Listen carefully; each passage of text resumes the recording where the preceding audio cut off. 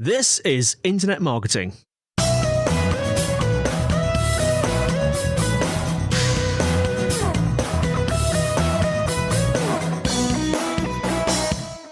Hello and welcome to the Internet Marketing Podcast, brought to you by SiteVisibility.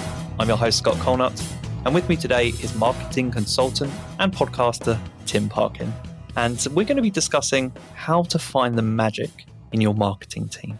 So really everything about how to make your team engaged, how to improve productivity within your team.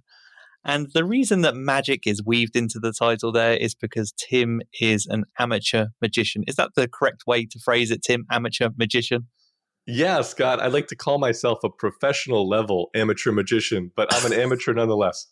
And what's the difference between an amateur level or amateur professional and professional? Describe that to me. Yeah, as a child, I thought, that would be my career of choice. I'll become a professional magician. And so I was always interested in it as a kid, and I practiced, I've become quite good. But the challenge is, at an early age, I realized magicians work nights and weekends. That's when people are having events and parties. And certainly that wasn't for me. So I abandoned it. But to this day, I still practice magic and, provide demonstrations at client meetings and conferences and the like. Yeah, it's a really interesting way to get attention. And I like the idea of weaving that into the episode. And, there are questions throughout that are magic orientated. And there were just a quick marketing, tip or lesson or anecdote for anyone listening. One thing that caught our attention, we get a lot of people pitching to be on the podcast, and Tim approached us with a quick video, and the video led with a magic trick. I've forgotten what it's called. Something, all of the aces or eight. Yeah, twisting the aces. Twisting the aces.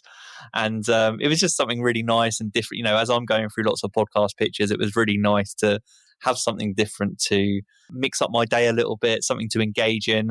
And then there was a kind of natural story between the magic and then about productivity and engagement. And it led nicely to today's episode. But outside of magic, Tim, do you want to describe what else you do in the world of marketing? Absolutely. I'm an advisor to global marketing executives. I help them and their teams transform their marketing from chaos and insignificant growth into real high performance teams, with reliable, repeatable, predictable processes that consistently deliver record-breaking results. So as you can tell, I'm really passionate about process and optimization and just maximizing every opportunity to its fullest extent. And so I'm fortunate to have the opportunity to do that every day with my clients. And outside of that, I mentioned being a magician, but then also podcasting. Do you want to plug that quickly? I'll link to anything you describe in the show notes as well. Well, thank you. I appreciate that. Yeah, I have a podcast called the Marketing Leaders Podcast where I interview different marketing leaders. And those may be other marketers. It may be people tangentially or outside of marketing. Thanks a lot, Scott. No problem.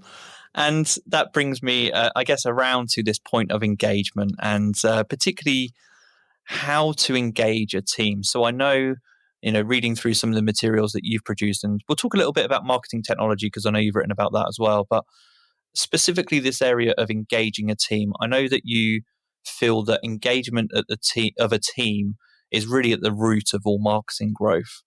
And so I'm just really interested to know, for anyone out there that maybe they've inherited a team, or maybe they're launching or building a team for the first time, how do you get a group of people together and get them all engaged and on the same collective path?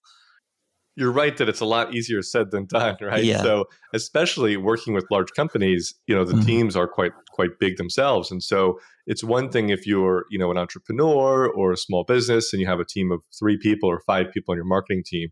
But when you get to, teams of 50, 80, hundreds of people, it can become quite difficult. And there's this network effect that every person interacts with so many other people. And so it becomes very convoluted and complicated. But I would say there's 3 components to engaging with your team and getting them aligned and having them, all understand what you're doing. The first, of course, obviously, is you need to have the right people. And, that sounds obvious, but you need people who really, truly care, who are team players and who can think strategically. I can't tell you the amount of teams I've walked into, as a consultant and found that there's someone who's been there, usually for a long time, who's quite toxic to the team. And everybody knows it, but no one wants to do anything about it. and that one bad apple really can spoil the whole bunch. And so you need the right people, and you have to continually be auditing who do you have and who do you need. And sometimes that means getting rid of people, and that's an uncomfortable thing to talk about, but it's the reality of continuing to prune and shape and grow a productive and successful team.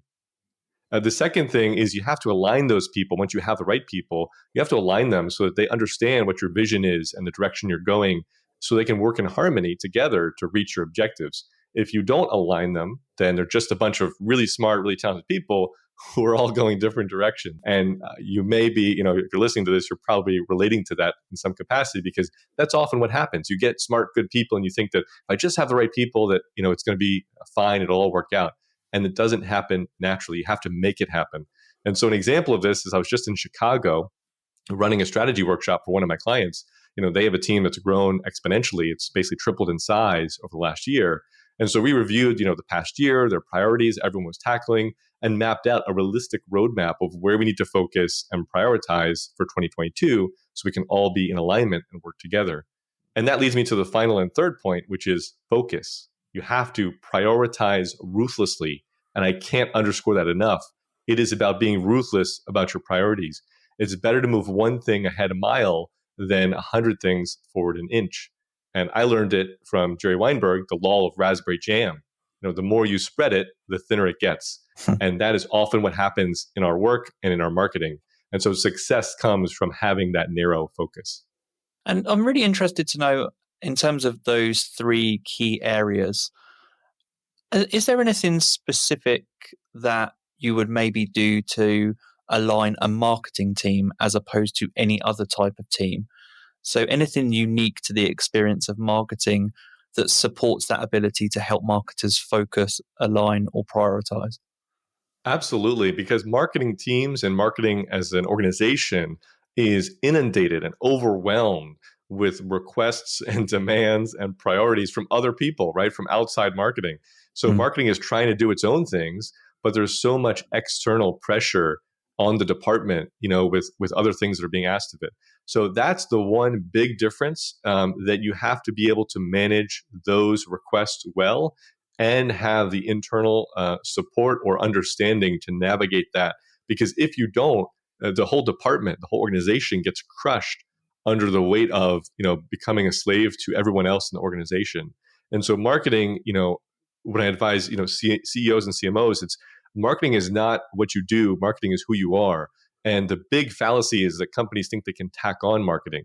And that's completely wrong. Companies have to be a marketing operation, a marketing organization, and really be focused and centered around marketing, not add on marketing. And so the companies that understand that don't typically have the issue of overwhelming and crushing and suffocating the marketing organization.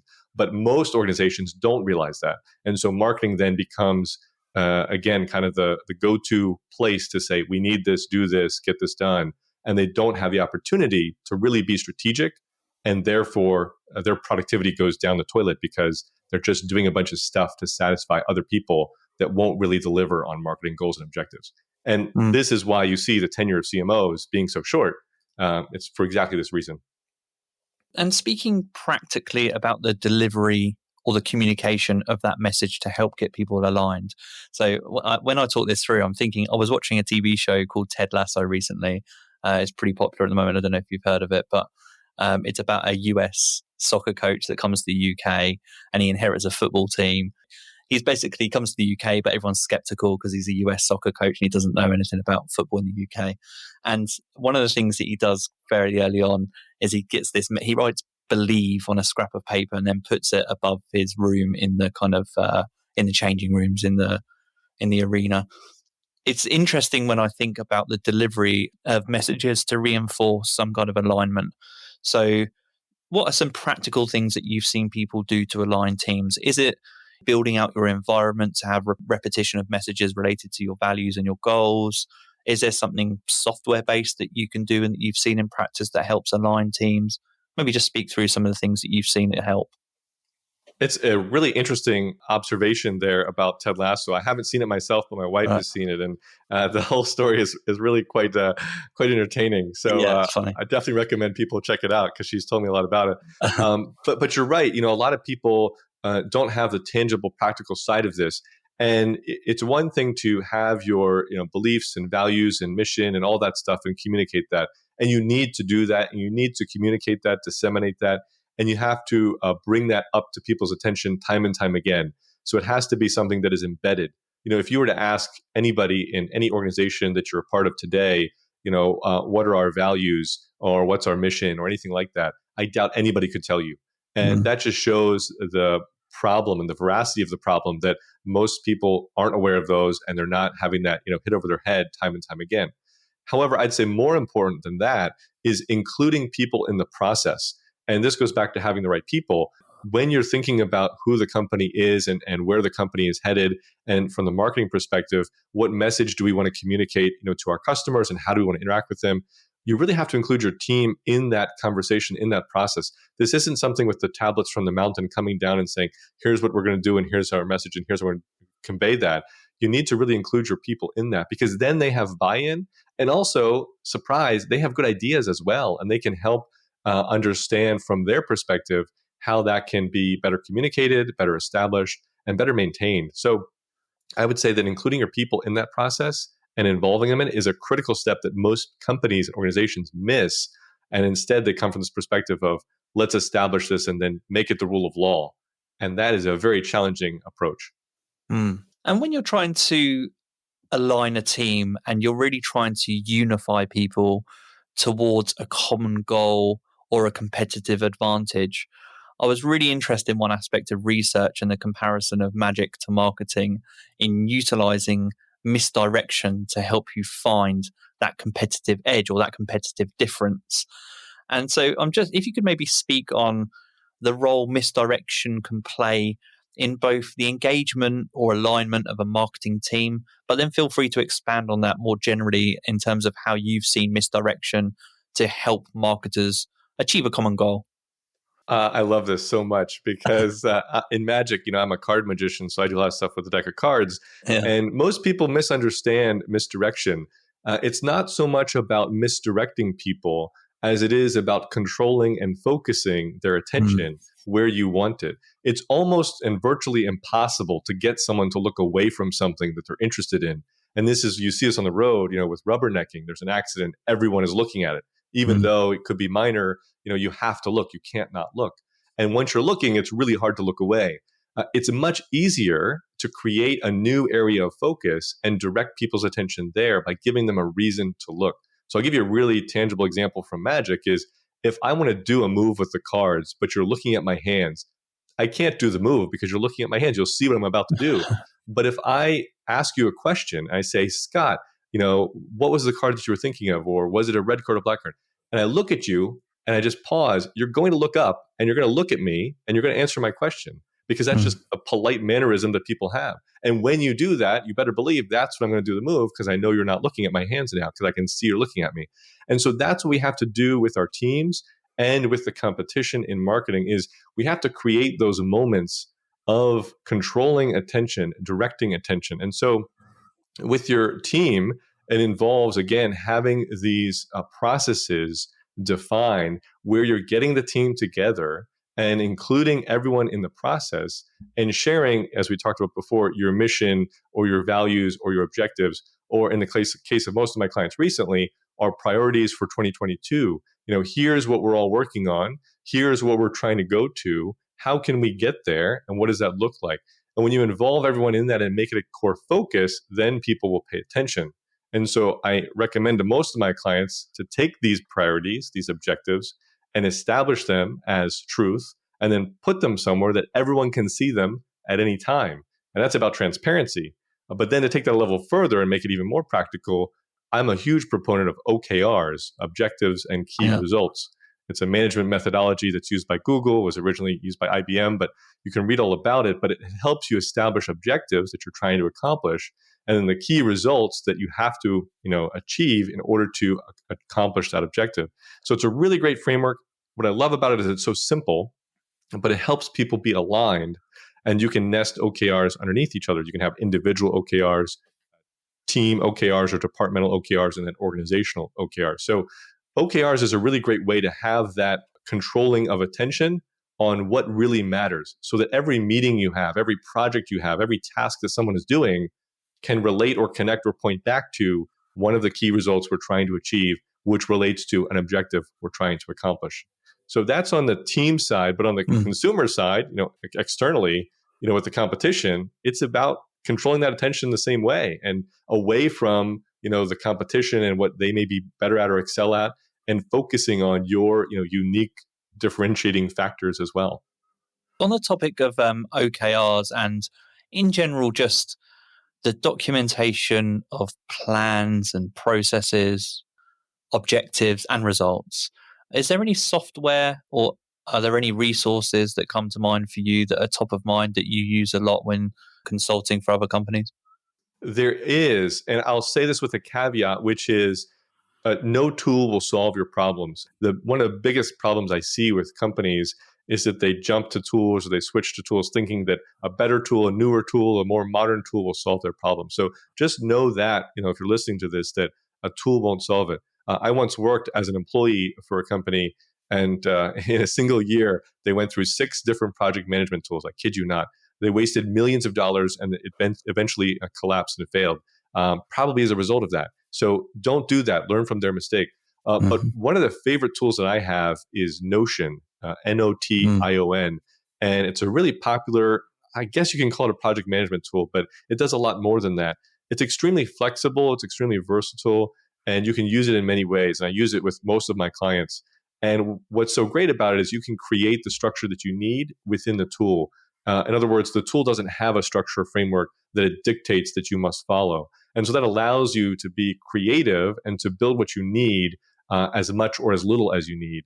And it's also very collaborative and dynamic. So it can do a lot more, but you can absolutely track and measure OKRs in a tool like Notion. However, in terms of OKRs specifically, there are many great tools like GTM Hub, Upraise, the list goes on and on. There's lots of great tools. And again, no one tool will solve all your problems, but I've had great success and I really enjoy using Notion. Yeah, Notion's come up a lot more, recently on this podcast. Whenever I ask for recommendations around kind of project management or note taking, documentation of processes, Notion keeps coming up, and it seems like they've had a really amazing couple of years and growth. So definitely check out Notion. Another thing that's come to mind for me as you were talking is one of the most important things is getting everyone together to contribute to a common goal or common process. And I've actually just experienced this today in that one of the common objections to that is time. And so sometimes, you want to get as many of your team involved in the documentation of a problem or a solution or a process, but you have time limitations, and particularly whether it may be finance managers or CEOs, people that are looking at the bottom line are probably sitting there thinking, the amount this is costing me in my business to get everyone together, can't it just be one person? Is that a problem that you've seen and come up against? And is there anything or any techniques that you've used to help persuade particularly senior stakeholders in companies to invest in that area? Yeah, you have to think about how much time people are spending and wasting by not getting together. And more importantly, what decisions are they making or not making, and what actions are they taking or not taking on their own without the input of their colleagues. And so certainly it does cost something to get people together. And I'm not proposing that you do that all the time, but it is imperative, because if you don't have alignment with your teams, if they don't understand, if they can't get feedback and input from each other, specifically around something strategic, that can be detrimental. And I think it's naive to some extent to just think about the cost. I think the opportunity cost is the other thing to look at, which is, what if we don't do this? Now, there's a famous, infamous parable. I don't think it's true, but specifically about teams, it says the CEO says to the CMO, what if we invest in our people and then they leave? And the CMO replies and says, what if we don't and they stay? And so I think that's the real analogy here, is that yes, it costs something, but we have to be equipping and enabling our teams and our people to make the right decisions and do the right thing and to be productive and strategic. Because if we don't, we're going to be the ones paying for that, and the company will struggle as a result. Thinking about a scenario where, let's say you've gone through that initial process, you have a team aligned, you have your OKRs, everyone is bought in and on the same journey together. It's a really great situation to be in. But I'm really interested in your thoughts then and your experience of when teams maybe go off track. So what have you seen that leads particularly marketing teams to go off track from a unified goal? There's so many things, right? Where do I start? Where do I begin? Leadership changes is certainly one Yeah. of the most common that I see when you have a new leader come in and they think that they want to change things up. Personnel definitely is another big one. If a key person leaves, or someone who's either been there a long time, or someone who has all the knowledge or information about their role, or they work with other vendors or partners and then they leave, that creates a huge gap and massive disruption. And this is why you need contingency plans, and you need shared information among the team, and defined processes and things of the like. Because personnel and leadership changes are, I would probably say, the biggest impact in terms of change, and they're fairly common. Right now, especially, we're seeing this great resignation, a lot of mix up and change up within teams and personnel. So that's one of the biggest. The second is tools and technology, in that, again, adopting a new platform or tool or technology is a massive undertaking. There's education, there's support, there's maintenance, there's switching over from the old system. So huge disruption. And I don't think that many organizations or marketing teams think about the ramifications, the implications, and the time required to do that and to get everyone up to speed. So personnel and tools and software are the two biggest. Number three would be a lack of processes. And so when teams are constantly changing, right? New priorities, new activities, new vendors, but not having those processes can even derail some of the most streamlined and efficient teams, because you'll get a new vendor, or you'll have a new project and it's just a little bit different, or people stop following the process and then the whole thing falls apart. And so having processes is so fundamentally important, but making sure that you hold people accountable to those processes. And so what happens in a team, and the breakdown is, we get so used to the process that it becomes second nature, and that's great. But then we stop following the process because we're following the process that's in our head, not the process that was documented and outlined. And that can create lots of issues, because now you're following your mental version of the process, but I'm following my mental version of the process. And that's where our wires start to get crossed and things start to unravel pretty quickly. So process is critical, and documenting it, defining it is essential, but then also reviewing that, refreshing it, and maintaining that so that everyone knows what it is and how it works. May sound basic, but it's really, really important. And what's interesting there as well is that processes are the part that are entirely within a company's control, whereas some of the other factors that you discussed there, such as personnel change, they're only partly within a company's control, because even some of the best employees might leave to go on to other opportunities eventually, but processes are completely within your control to document. So it kind of lends itself, when you think about the variables that are involved in unifying a team and limiting distractions, it helps to frame it in the way that you've just framed it, because it helps to, I separate them out. What can I control and what can't I control? And if you focus on the things that you can control, I guess you have a more robust team, or a more robust process in place. On the flip side of that, one thing that you didn't discuss as you were talking there, and maybe one thing that does tie in with the aspect of employee retention, is morale. And I'm really interested to know some of the things that you've seen in practice that have been utilized to help surprise and delight a team to keep their morale high.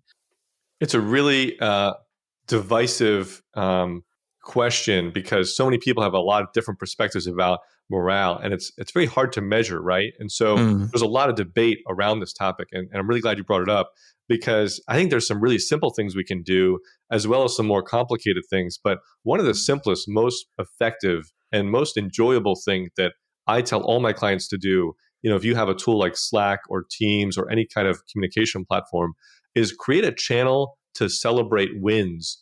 And so in most of the marketing teams, it's marketing wins is the name of the channel, but you just share wins in there, and it's completely unbounded. So it doesn't have to be, we completed this project, or we closed a new deal, or, whatever it is.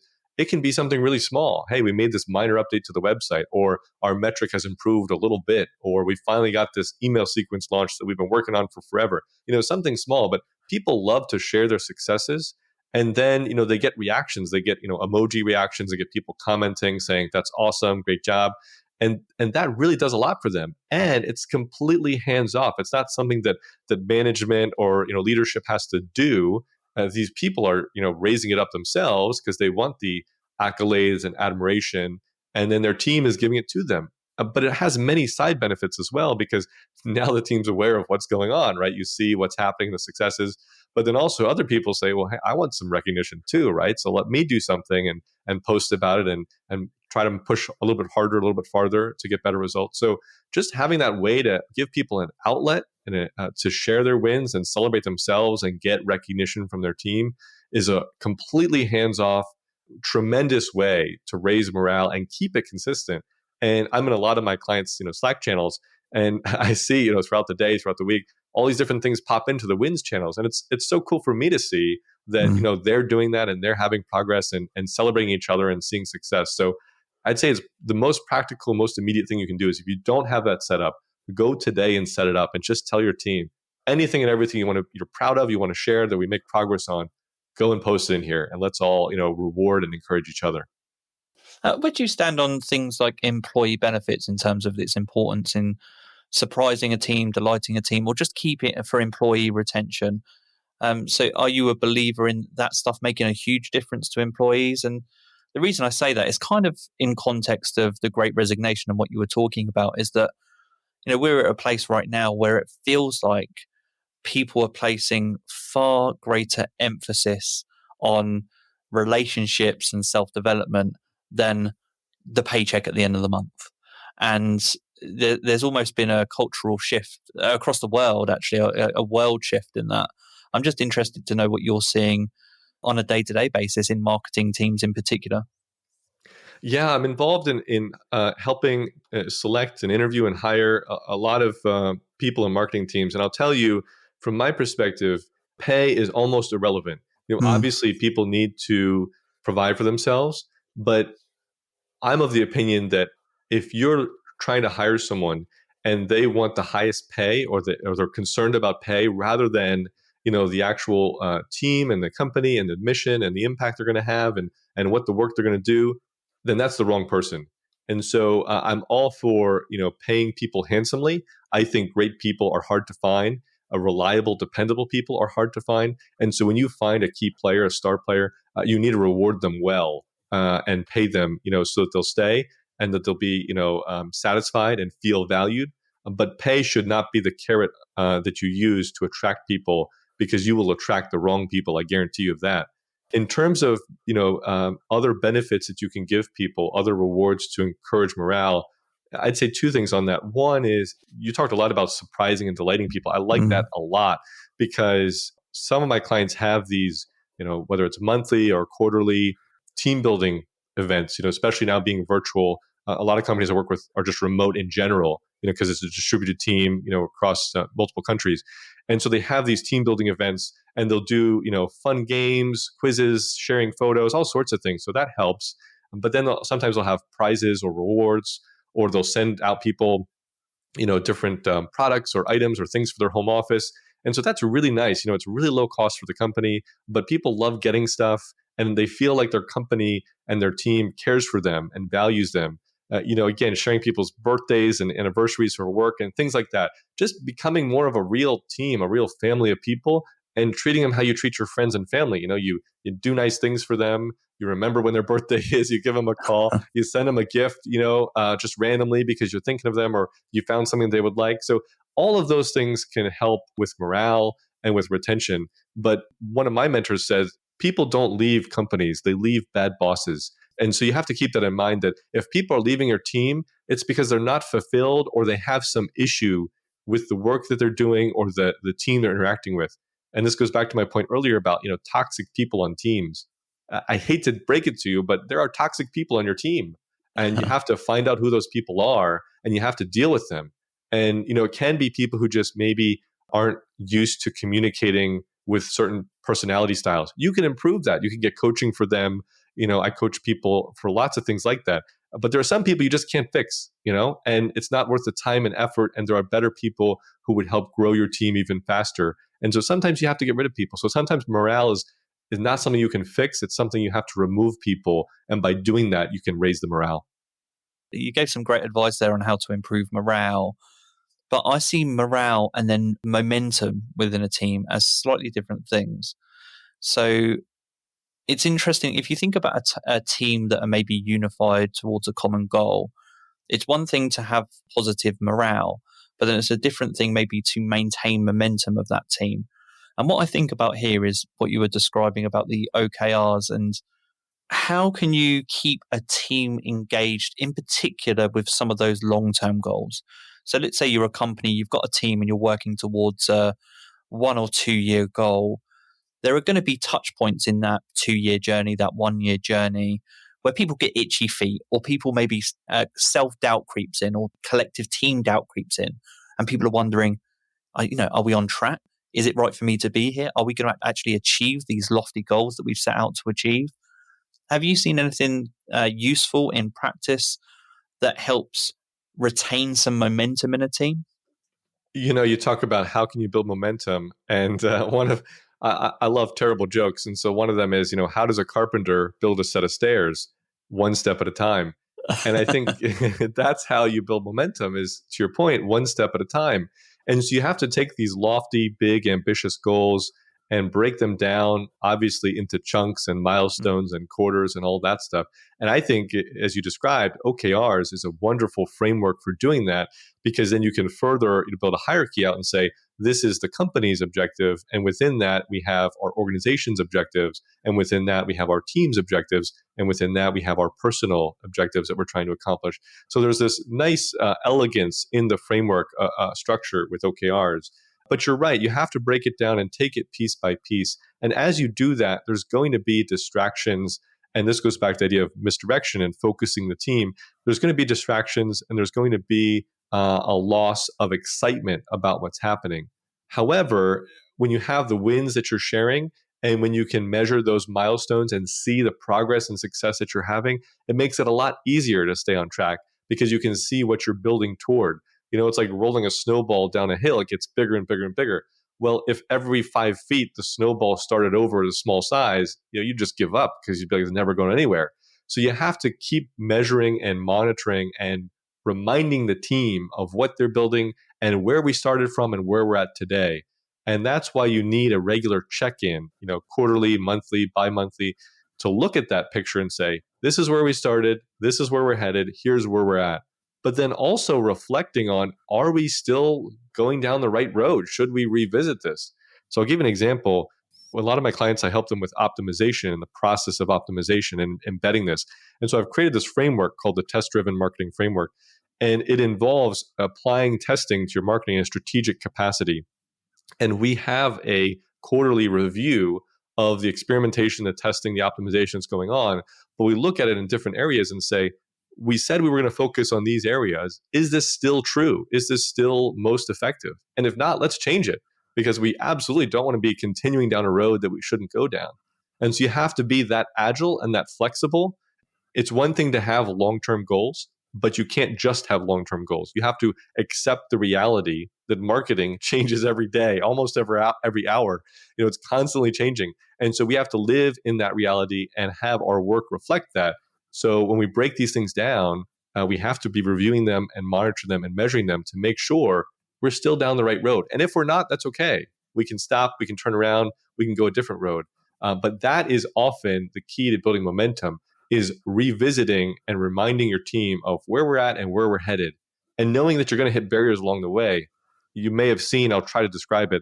There's this wonderful diagram that explains this. It talks about what success looks like versus what success actually entails. And what it looks like is a straight line, right? From point A to point B, that's success. We go from here and we get there. But then you see the opposite picture, which is what success really looks like. And that's the squiggly line that starts at point A and wraps over itself several times, goes different directions, and ultimately somehow gets to point B. That's the reality of our work, of marketing, and of just success and getting there, right? Is no one really knows how we're going to get there, but we're going to get there. And we're going to keep going until we get there. So let's admit that up front. And then let's have the process and structure in place to review and remind ourselves of where we're trying to get to, see what's worked, what hasn't worked, jettison what hasn't, and change and adapt forward so we can reach our destination. Something that piqued my interest was something I know you're passionate about, which is the ability to apply testing at a strategic level in marketing as opposed to a tactical level. And it's not something that I really hear people speak about very often. So I'd just like to maybe close out this episode on that topic. And maybe if you could just expand on what you were just discussing there.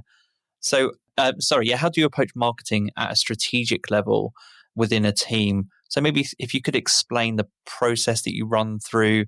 Do you, for example, have a top level goal for a company, an objective? You turn that into OKRs. You have your strategy documented, but then you tweak or review strategy every 3 months or every 6 months. What would trigger a change in strategy? If I could just ask you to talk that through. Yeah, especially in today's environment, strategy looks a lot different than it did 10, 15 years ago, in that the world moves at a breakneck pace. And so you can't really have a vision or a strategy that's more than a year or so out, because so much will change, as we've seen last year. And I think this year we're going to see even more volatility and disruption and change. And I think that's a positive thing. And so you really have to have a 1 year, maybe 2 year picture of where you're trying to get to. And that can look different depending on your industry, because B2B, some of my clients are in really slow moving industries. B2C, it's really fast paced. And so it depends on your industry, how far out you're looking. But again, going back to ruthlessly prioritizing, you have to have a key objective that you're trying to accomplish. You can have a couple, sure, but really you have to be honest with yourself and say, what is the one thing that we really truly want to accomplish and make true? And that has to be your objective. And that helps focus and orient the whole team around that, so you can keep them on track and keep building that momentum that we were just talking about. From that, then, you can break that down into the key results of what do we need to accomplish to meet that objective. Objectives are very strategic. They're not practical in the sense of being defined tactically.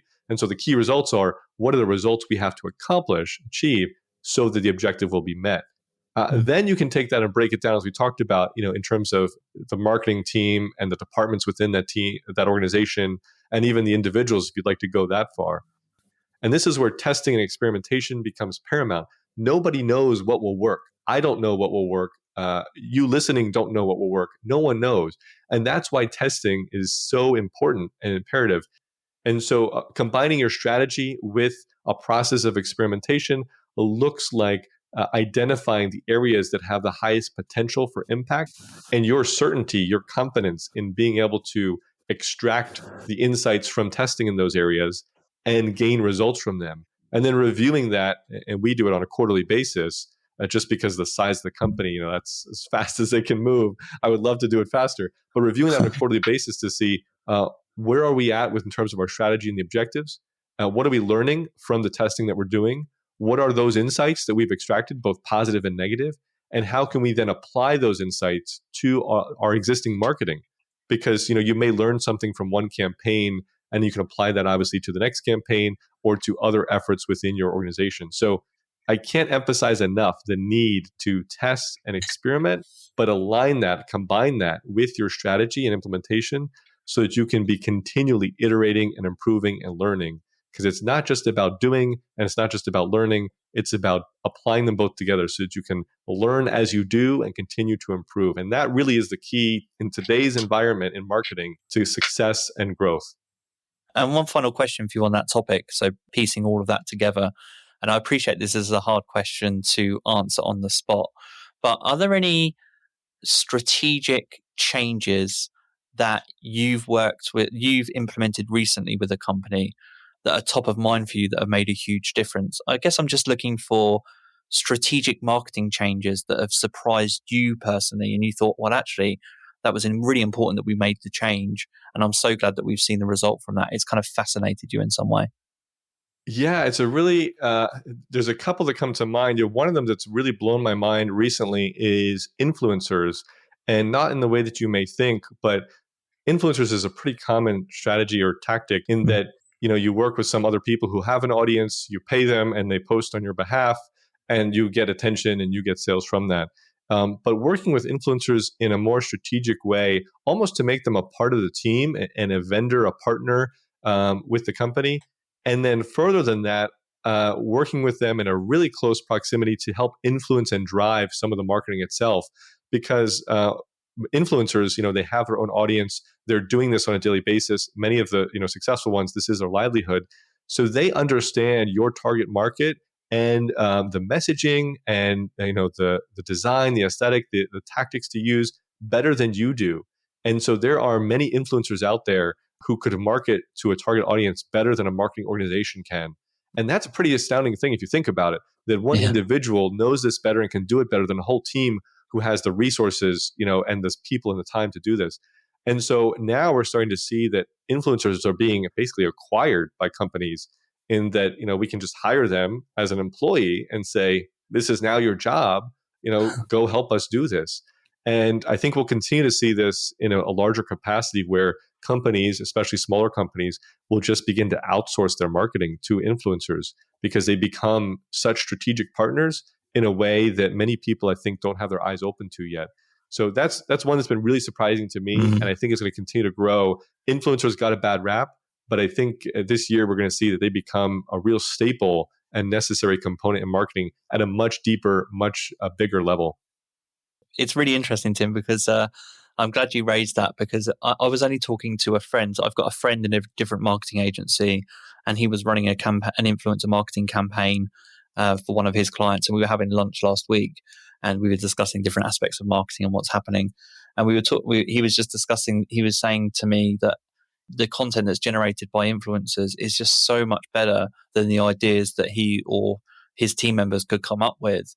And so giving the influencers full creative control of the content that they produce to promote a brand is one of the most efficient and useful things that you can do. But it puts the marketer, particularly agency marketers, in a really interesting predicament, because you've got to put your ego aside and know that, there's an influencer out there that can maybe do what you think you can do better than yourself. It's just a really interesting predicament, like you said, a really interesting change to both influencer marketing and how you look at marketing strategy, I think. It's really unbelievable. Like it still shocks me to this day to think about it, that these people have this capacity and they're so creative and they have such a bead on what the audience wants and how they'll respond. And I'll give you one more tangible example of that, which is I can't think of the name of it, but HarperCollins has a YouTube channel for young adult books. And they have a whole website. It's a whole community basically for young adult books. And I know this because my wife is big in that space. And they had basically at the time, I believe it was some interns, and they said, yeah, do something on YouTube. Just go set up a YouTube channel and do whatever you want. And so these two women did this, and they just started talking on YouTube about books, with the community.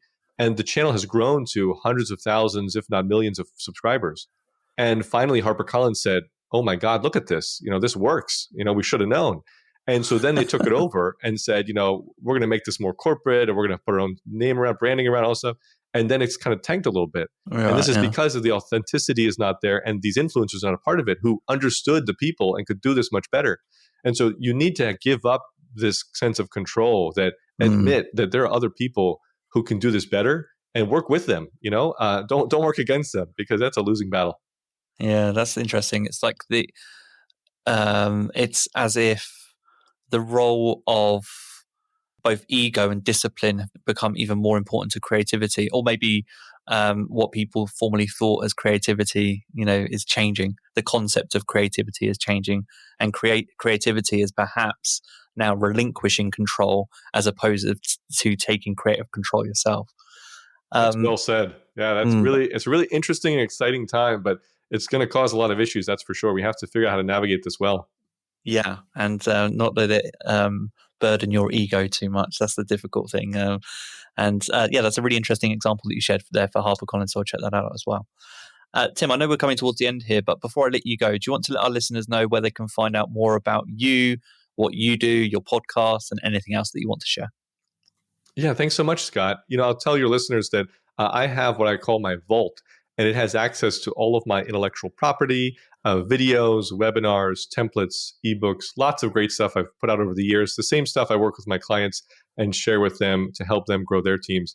And it's all free. So if you want access to it, all you have to do is send me a text with the word GROW, GROW, to this number, 844-311-3200. And if you text GROW to 844-311-3200, I'll get you access to the vault, all that good stuff. I'm constantly adding in more. In addition to that, you can find me, of course, on LinkedIn, Tim Parkin, and my website, timparkin.com, PARKIN.com. All that's left to say is thank you so much for your time. It's been a really interesting episode. This has been the Internet Marketing Podcast. Take care.